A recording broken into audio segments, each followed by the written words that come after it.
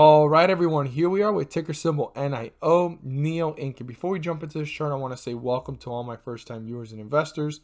Welcome to my channel, Invest for Tomorrow. To all my subscribers, welcome back, and let's jump into this chart. So, NEO Inc. has had a really bullish run since the beginning or middle of the year. But honestly, it came from $3 and it almost hit 10 times that. This is almost 1000% growth already at this point.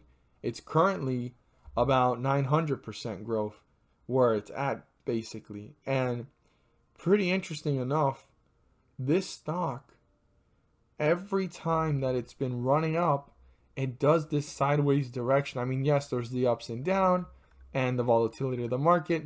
It runs up, it holds itself up, runs up again, held itself up, ran up again, and it's been holding itself up. There's no red flags right now on this stock. I mean, the ups and downs and the tug of war between the bulls and the bears, that's typical. That's part of the market. There's some people cashing out profits. There's some people swing trading. There's some people day trading. There's some people scalping. You know, that is bound to be seen. But the fact that it runs up and it doesn't fall even 50% of what it ran up, right? Because it ran up here and it barely fell throughout that sideways movement. Same thing here. It ran up and it barely fell. One of the worst points was here and it brought itself back up and it continued. And honestly, when that run happened and it fell in this area and it went up and it fell almost back down to where it was. I don't know if you guys remember, but this drop was a big scandal.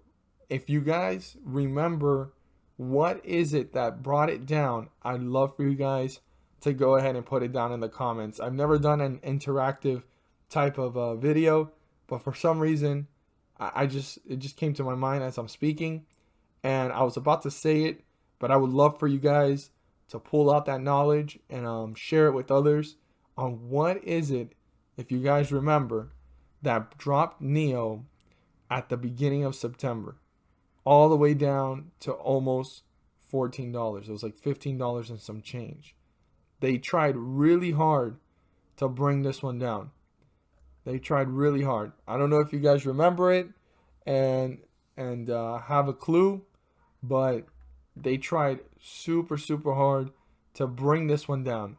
It was actually a company, and I don't know if you'll find the articles on it or if you guys remember, but it had something to do with a price target. Comment down below so that you can share with other investors.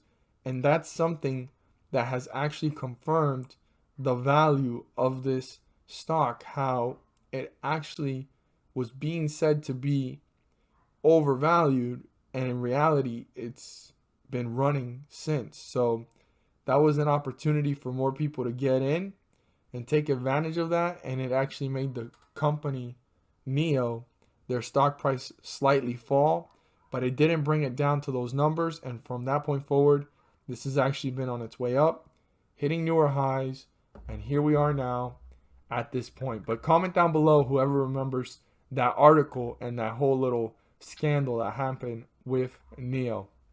But let's go ahead and put our resistance levels and supports to their new location. So we're going to talk about this based off of what the chart is showing us, and then we're going to talk about it a little bit broader.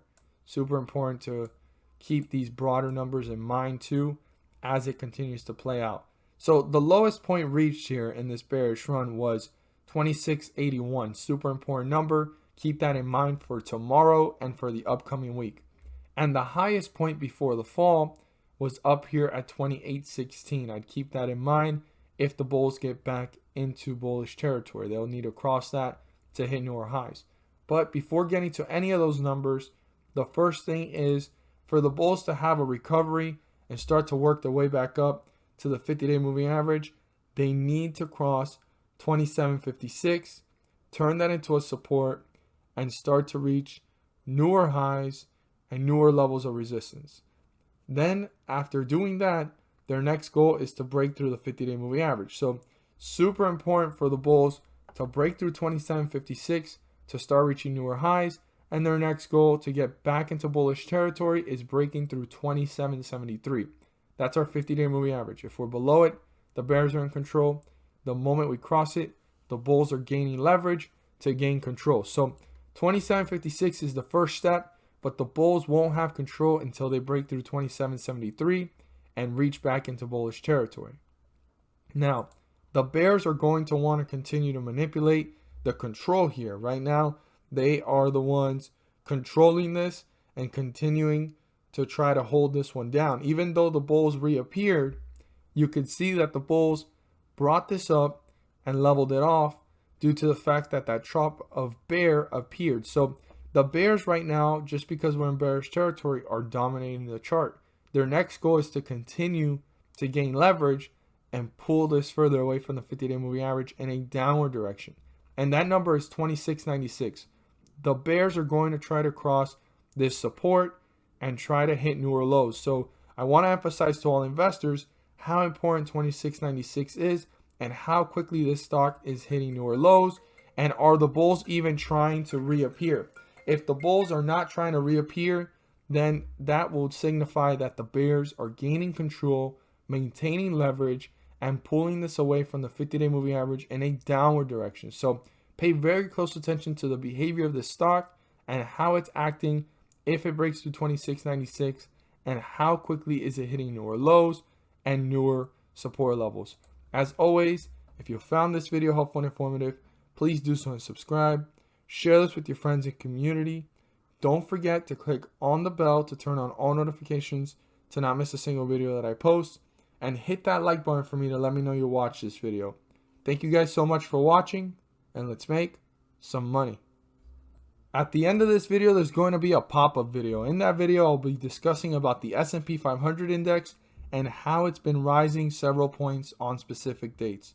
What does that mean for us as investors? Well, if the S&P 500 index is rising, there's individual ticker symbols rising up with it.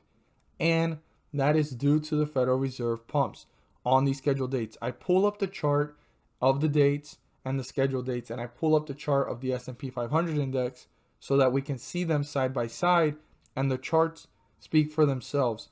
It's a video that I'm not there to guarantee you profits. I'm not telling you to buy, sell, or hold anything. I'm just there to inform every single investor that there's an opportunity to maximize profits and minimize losses. I'm not there to tell you again to buy, sell, or hold, but it's an opportunity to maximize profits whether the market's going up or going down due to the fact that the Federal Reserve is pumping the markets. Click on it. It's about to pop up. I don't want you guys to miss out on it and miss out on the great opportunity of this information. Check it out and share it with your friends and community. Thank you guys so much for watching once again, and let's make some money.